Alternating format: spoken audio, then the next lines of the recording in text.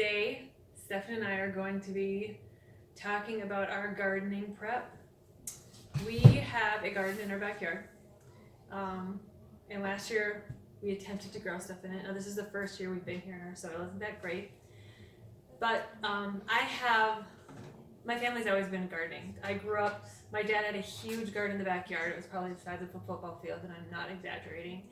And every year my mom would preserve it, so we had frozen vegetables, canned tomatoes, all of that stuff. And I grew up on that sort of food. Even the memories of torturously being forced to pick peas and green beans, I mean, those are fond memories now. And so I've tried to cultivate that throughout my adult life. Having gardens, I've had various levels of success. More recently, in my last house, before we got married, we had separate houses. In my house, I had a lot of shade, didn't really have that great of a garden situation, but I tried every year. My herbs turned out pretty good because they got some. But your house... My house was good. When I moved in, there was a garden plot there, a raised bed that had looked like it had good soil put in it originally. I don't think it had been used in a few years, but we cleaned the weeds out of it, and it was very productive. Everything we grew there came out. Tomatoes were good. The kale was good. Some things were a little crowded for space, but yeah. Everything we made good use of it. But we only had one season there. Yep. So. And then we got married and moved into the house that we currently live in, and it's actually a brand new neighborhood. So this is new construction, and so our soil is less than stellar.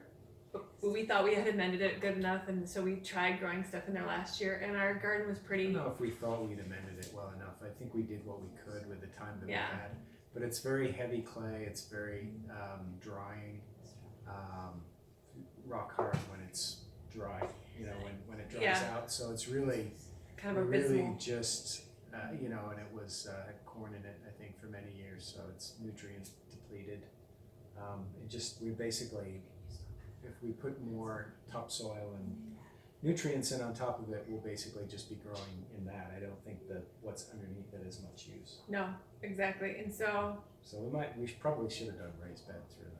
well, and part of it was like, we just moved into the house. It was just a lot for us, so we didn't really spend as much time in the garden as we probably could have. And also at his old house, we didn't know at the end of the year before, we sort of put in 2 other gardens, so we've just been doing a lot of prep that we never got to use, and so we thought we would just try this, dig a garden plot, add some stuff to it and see what happened. Well, what happened is we didn't really get a lot. No, it wasn't a total write-off, but... We got some potatoes, they were small. We got a few onions that didn't get very big. Our kale was horrible. We didn't get really any kale. Didn't get any cabbage. Carrots were okay. Carrots were okay, they were small, but actually our carrots turned out pretty good considering how hard the soil was. And we got a few tomatoes. Our peas were okay. We did some pots too, and we had planted some hops. They did okay. Yeah, our hops grow, they come back every year. Pots was fine. And our hops will come back again. We bought new hops. The ones that we brought from my old house did not grow very well, but we have them along our fence line. They didn't survive. No, they didn't survive. So we planted new ones, and they did okay. Our hops always do fine. My brother brews beer, so we usually give them to him. But this year, because it was so abysmal last year, at the end of the year, first of all, I bought a little kit to do a soil test, and I didn't really trust it.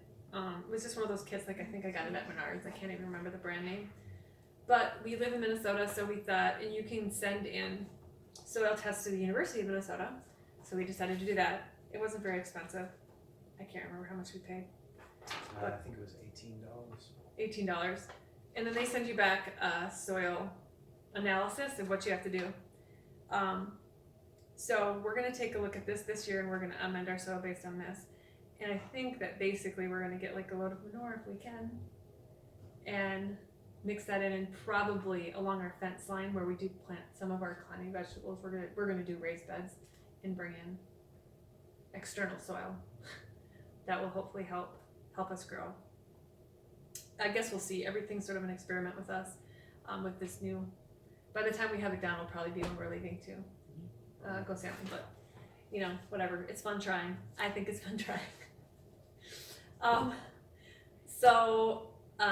This year, I bought this book. It's called Vegetable Gardener's Week by Week Guide.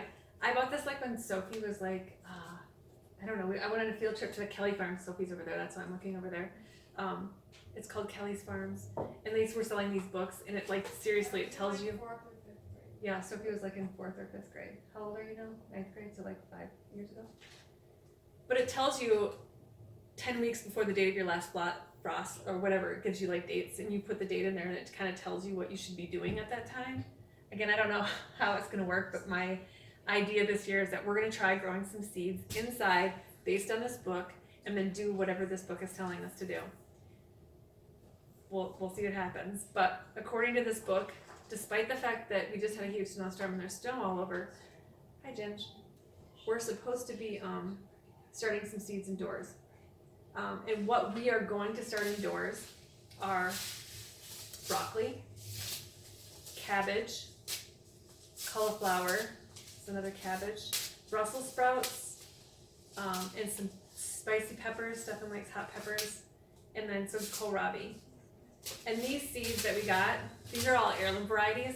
We'll probably buy some plants too, and depending on what happens with these, we may just be buying all the plants that we put in the garden, because I don't really know if it'll work. I hope so.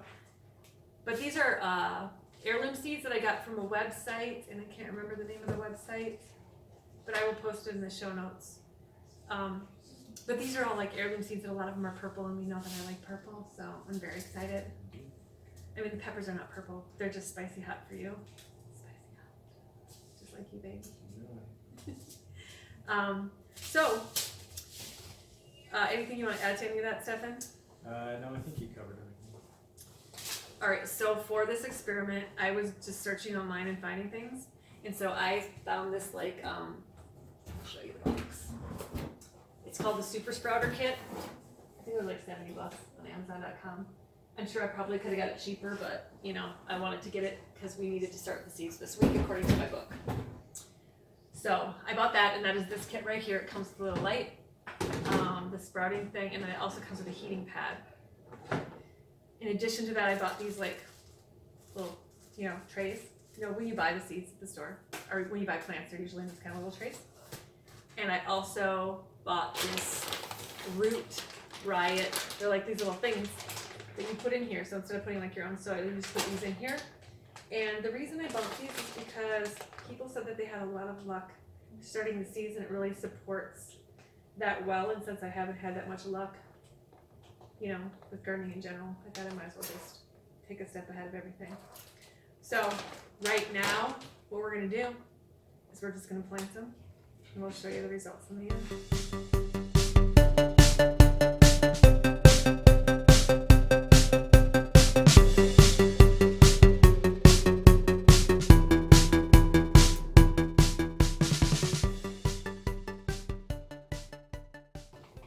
Alright, so we've got all of the seeds that we're starting in the tray.